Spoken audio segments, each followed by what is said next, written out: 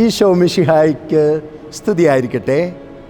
ക്രിസ്തുവിൽ എനിക്ക് ഏറ്റവും സ്നേഹവും വാത്സല്യവുമുള്ള പ്രിയ മക്കളെ, നമുക്ക് ഒരു നല്ല വചനം ധ്യാനിച്ചുകൊണ്ട് നമുക്കിന്ന് ജീവിതം ആരംഭിക്കാം. സങ്കീർത്തനം 23:4 മരണത്തിൻ്റെ നിഴൽ വീണ താഴ്വരയിലൂടെയാണ് ഞാൻ നടക്കുന്നതെങ്കിലും കർത്താവേ, നീ കൂടെ ഉള്ളതിനാൽ ഞാൻ ഭയപ്പെടുകയില്ല. അവിടുത്തെ ഊന്നുവടിയും ദണ്ണും എനിക്ക് ഉറപ്പേകുന്നു. എന്തൊരു നല്ല വചനമാണല്ലേ ഈ പ്രഭാതത്തിൽ. കെട്ടപ്പെട്ട ഈശോയുടെ സവിധത്തിൽ ഈശോയുടെ തിരുമുഖം കണ്ട് ഉണർന്നു നിൽക്കുന്ന നമുക്ക് ഇന്ന് ലഭിക്കാവുന്ന ഏറ്റവും നല്ല വചനമാണത്. നമുക്ക് പല പല ഭയപ്പാടുകളുണ്ട് അല്ലേ, ഉത്കണ്ഠകളുണ്ട്, ആകുലതകളുണ്ട്. സങ്കീർത്തൻ പറയുന്ന കേട്ടോ, മരണത്തിൻ്റെ നിഴൽ വീണ താഴ്വരയിലൂടെയാണ് ഞാൻ നടക്കുന്നതെങ്കിലും, അത്രയേറെ മോശപ്പെട്ടൊരു സാഹചര്യത്തിലൂടെയാണ് ഞാൻ നടക്കുന്നതെങ്കിലും എൻ്റെ കർത്താവ് എൻ്റെ കൂടെ ഉണ്ട്, അതിനാൽ ഞാൻ തെല്ലും ഭയപ്പെടുകയേയില്ല. പ്രിയ മക്കളെ, ഭയം കെണിയാണെന്ന് വചനം പറയുന്നുണ്ട്. അപ്പോൾ നമ്മൾ ഓർക്കണം, ഈശോ എപ്പോഴും നമ്മുടെ കൂടെ ഉണ്ട്. നമ്മൾ ഭയപ്പെടേണ്ട ആവശ്യമേ ഇല്ല. അവിടുത്തെ ഊന്നുവടിയും ദണ്ണും എനിക്ക് ബലമേകുന്നു. ഈശോയാണ് എൻ്റെ ഊന്നുവടി, പിന്നെ ഞാനെന്തിനാണ് ഭയപ്പെടുന്നത്? പുലർകാലത്ത് കുടുംബാംഗങ്ങളോട് ചേർന്ന് കൈയിട്ട് ഈശോയുടെ സവിധത്തിൽ ധൈര്യത്തോടെ നിന്നേ ഈശോയുടെ തിരുമുഖത്തേക്കൊന്ന് നോക്കിക്കേ. ആ കരുണാർദ്രമായ മുഖം ഒന്ന് നോക്കിക്കേ. എന്തൊരു ഭാഗ്യമാണ് പുലർകാലത്ത് വെളുപ്പിന് 3 മണിക്ക് ഉണർന്ന് ഈശോയുടെ കെട്ടപ്പെട്ട ഈശോയുടെ തിരുമുഖം കണ്ടുകൊണ്ട്, കണി കണ്ടുകൊണ്ട് ഉണരാൻ സാധിക്കുക. ഈശോയെ ദർശിച്ചുകൊണ്ട് ഇന്നത്തെ ജീവിതം തുടങ്ങാനാവുക. ഇത്ര വലിയ ഭാഗ്യമല്ലേ? അതുകൊണ്ട് ഈശോയ്ക്കൊരു സ്തുതി കൊടുത്തേ. ഈശോ മിശിഹായ്ക്ക് സ്തുതിയായിരിക്കട്ടെ. ഒപ്പം ഉണർന്നു നിൽക്കുന്ന ജീവിത പങ്കാളിയുണ്ട്, മക്കളുണ്ട്, മാതാപിതാക്കളുണ്ട്, ബന്ധുജനങ്ങളൊക്കെ ഉണ്ട്. അവർക്കൊരു സ്തുതി കൊടുത്തേ. ഈശോ മിശിഹായ്ക്ക് സ്തുതിയായിരിക്കട്ടെ, ഈശോ മിശിഹായ്ക്ക് സ്തുതിയായിരിക്കട്ടെ. ഇല്ലേ? ഇതൊരു വലിയ അത്ഭുതമാണ്. നമ്മൾ ഉറക്കമുണർന്ന് ആദ്യം ചെയ്യുന്ന പ്രവൃത്തി എന്താ? ഈശോയ്ക്കൊരു സ്തുതി കൊടുക്കുന്നു. ഒപ്പം അതേ അർത്ഥത്തിൽ നമ്മുടെ ജീവിത പങ്കാളി, ഭാര്യ, ഭർത്താവ്, മക്കൾ, മാതാപിതാക്കൾ എല്ലാവർക്കും നമ്മൾ താഴ്മയോടെ സ്തുതി ചെല്ലുമ്പോൾ നമ്മളെ ഇടയിലുള്ള പരസ്ത അസ്വസ്ഥതകൾ, ശത്രുത അതെല്ലാം വിട്ടുപോകും. സ്നേഹം മാത്രമാകും. നന്ദി പറയാം സങ്കീർത്തകനോടൊപ്പം. പുലരിയിൽ നിദ്രയുണർന്നങ്ങേ പാവന സന്നിധി അണയുന്നു, കർത്താവേ നിൻ കരുണയ്ക്കായി നന്ദി പറഞ്ഞു നമിക്കുന്നു. കർത്താവേ നന്ദി, എന്തെന്നാൽ ശാന്തമായ ഒരു സായങ്കാലം നീ എനിക്ക് തന്നു. ഏറെ വിശ്രമപൂർണമായ ഒരു രാത്രികാലവും നീ എനിക്ക് തന്നു. ഇപ്പോൾ പ്രത്യാശയോടും പ്രതീക്ഷയോടും ഉണർവോടും കൂടെ ഈശോയുടെ തിരുസന്നിധിയിൽ ഉണർന്നു നിൽക്കാൻ നൽകിയ ഈ വലിയ അനുഗ്രഹം കർത്താവേ നിൻ്റെ ദാനമാണ്. ഞാനും എൻ്റെ കുടുംബവും നന്ദി പറയുന്നു. നമ്മൾ നല്ലൊരു പ്രഭാതത്തിൽ കെട്ടപ്പെട്ട ഈശോയുടെ നൊവേന ചൊല്ലാൻ കാത്തു നിൽക്കുകയാണ്. നമുക്ക് മുട്ടുകുത്തി നിൽക്കാം. മുൾക്കിരീടമൊക്കെ കൊണ്ടുവന്നിട്ടുള്ളവർ അതൊക്കെ ഒന്ന് എടുത്ത് അണിഞ്ഞ്, ഒപ്പം കല്ലോ മണ്ണോ ഒക്കെ കരുതിയിട്ടുള്ളവർ അതിൻ്റെ പുറത്തൊന്ന് മുട്ടുകുത്തി നിന്നേ. ഇത് നോമ്പുകാലമാണ്, ഈശോയുടെ സഹനമാണ് അല്ലേ? തൻ്റെ ഏകജാതനെ നൽകാൻ തക്കവിധം ദൈവം ലോകത്തെ അത്രമാത്രം സ്നേഹിച്ചതിൻ്റെ ഒരു ദിനങ്ങളാണ്, നമ്മൾ ഓർമ്മയാണിത്. അപ്പോൾ ഈശോ സഹിച്ച സഹനങ്ങളെ നമ്മുടെ ശരീരത്തിലേക്കും നമ്മൾ കുറച്ചൊക്കെ ഒന്ന് ഏറ്റെടുക്കുകയാണ് അല്ലേ? നമുക്ക് നിയോഗം വെച്ചുകൊണ്ട് പ്രാർത്ഥിക്കാം. ഒന്നാമത്തെ നിയോഗം നമ്മൾ പ്രാർത്ഥിക്കാൻ പോകുന്നത് പരിശുദ്ധാത്മാവ് നമുക്ക് പ്രേരണ തരുന്ന ഒരു നിയോഗമാണ്. അത് മറ്റൊന്നുമല്ല, പലപ്പോഴും നമ്മളുടെ ആവശ്യങ്ങൾക്ക് വേണ്ടിയാണ് പ്രാർത്ഥിക്കുന്നത്.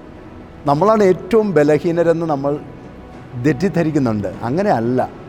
യുദ്ധം, ദാരിദ്ര്യം, പട്ടിണി, അപകടങ്ങൾ, ആപത്തുകൾ, പ്രകൃതി ദുരന്തങ്ങൾ, നനച്ചിരിക്കാത്ത സമയത്ത് ജീവിതത്തിലേക്ക് വന്നു വീഴുന്ന നാനാതരത്തിലുള്ള കുരിശുകൾ, അങ്ങനെ ജീവിതം അല്ലേ കുരിശിൻ ആയിട്ട് വീണ് കിടക്കുന്ന എത്രയോ മക്കളുണ്ടെന്നറിയാമോ? നമുക്ക് അവരെയൊക്കെ എടുത്ത് ഈശോയുടെ കെട്ടപ്പെട്ട കരങ്ങളിലേക്ക് കൊടുക്കാം. ഈശോ പറഞ്ഞു, ഞാനീ പ്രസംഗിച്ചത് മുഴുവൻ എന്തിനാണെന്നറിയാമോ? എല്ലാവരും സന്തോഷിക്കണം. എല്ലാവരുടെയും സന്തോഷം പൂർണ്ണമാവുകയും ചെയ്യണം.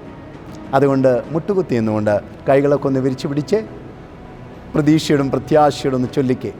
ലോകരക്ഷകനായ ഈശോയെ, അങ്ങയ്ക്ക് അസാധ്യമായി യാതൊന്നും ഇല്ല.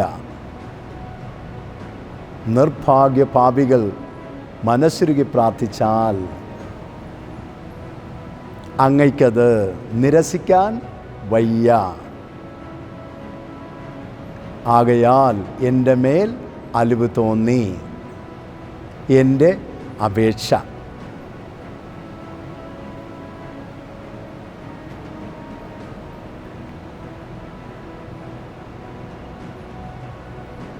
സാധിച്ചു തരണമേ. ആമേൻ, ആമേൻ, ആമേൻ. കൈകൾ കൂപ്പി ഈശോയ്ക്ക് നന്ദി പറഞ്ഞ് അല്ലേ, നമുക്ക് നമ്മളെക്കാൾ ബലഹീനരാർക്ക് വേണ്ടി പ്രാർത്ഥിക്കാൻ പറ്റി. രണ്ടാമത്തെ നിയോഗം ആഗോള കത്തോലിക്ക സഭ. സഭ ഉത്തരോത്തരം വളരട്ടെ, സ്നേഹത്തിൽ, സന്തോഷത്തിൽ, വിശ്വാസത്തിൽ. മാർപ്പാപ്പ, കർദിനാളന്മാർ, മെത്രാന്മാർ, വൈദികർ, സന്യസ്തർ, ആത്മായ പ്രേക്ഷിതർ, കുടുംബജീവിതത്തിലായിരിക്കുന്നവർ, ഏറെ പ്രത്യേകിച്ച് പ്രതീക്ഷയോടെ ഇന്ന് മിഴികൾ തുറന്ന് ജീവിതത്തിലേക്ക് ജനിച്ചു വീണ ഓരോ പൈതങ്ങൾ നമുക്ക് ചേർത്ത് പിടിക്കാം, നമുക്ക് പ്രാർത്ഥിക്കാം. കരങ്ങൾ നീട്ടി പ്രാർത്ഥിക്കും. ലോകരക്ഷകനായ ഈശോയെ, അങ്ങയ്ക്ക് അസാധ്യമായി യാതൊന്നും ഇല്ല. നിർഭാഗ്യ പാപികൾ മനസ്സുരുകി പ്രാർത്ഥിച്ചാൽ അങ്ങയ്ക്കത് നിരസിക്കാൻ വയ്യ. ആകയാൽ എൻ്റെ മേൽ അലിവ് തോന്നി എൻ്റെ അപേക്ഷ.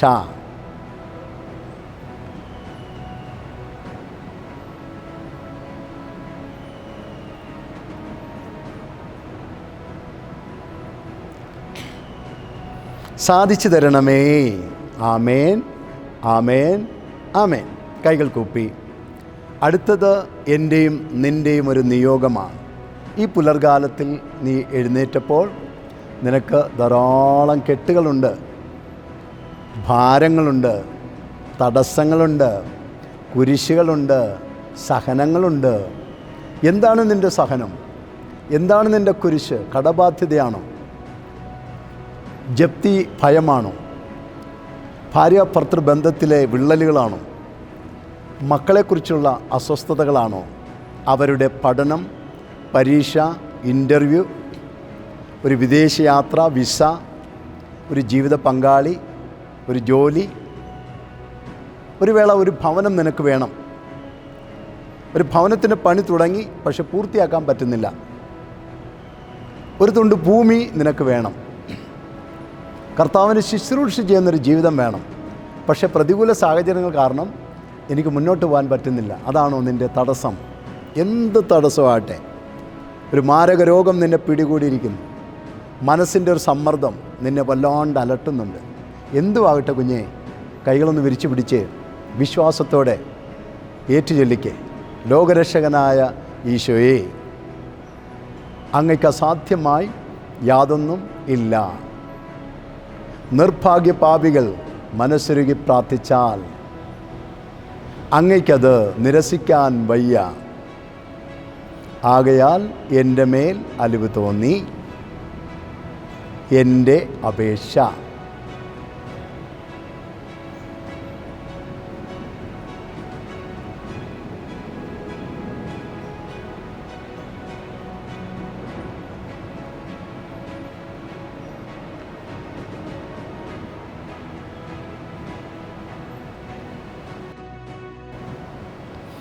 സാധിച്ചു തരണമേ.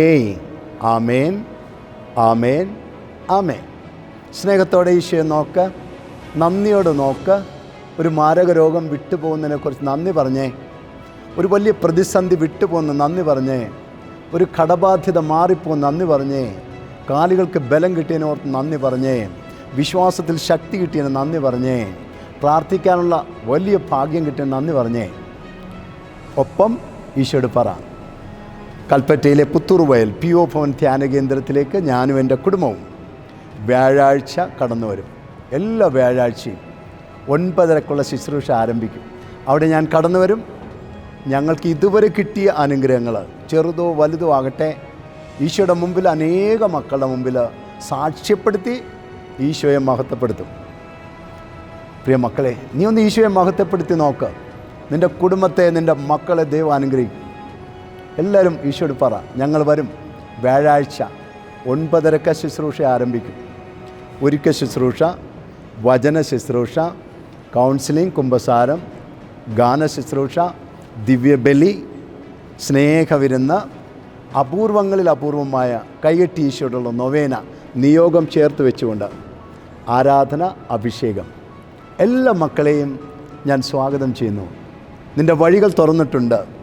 നിൻ്റെ എല്ലാ അസ്വസ്ഥതകളും മാറിയിട്ടുണ്ട്. നിനക്ക് വരാൻ സാധിക്കും. ഈശോയ്ക്ക് നന്ദി പറ. കടന്നു വരുമെന്ന് പ്രാർത്ഥിക്കുക. അതെ, ഇപ്പോൾ ഈ പ്രഭാതത്തിൽ ഈശോ എനിക്ക് തന്ന പൗരോഹിത്യത്തിൻ്റെ നിറവിൽ നിന്നുകൊണ്ട് ഞാൻ നിന്നെയും നിൻ്റെ കുടുംബത്തെയും ഒന്ന് ആശീർവദിക്കാൻ പോവുകയാണ്.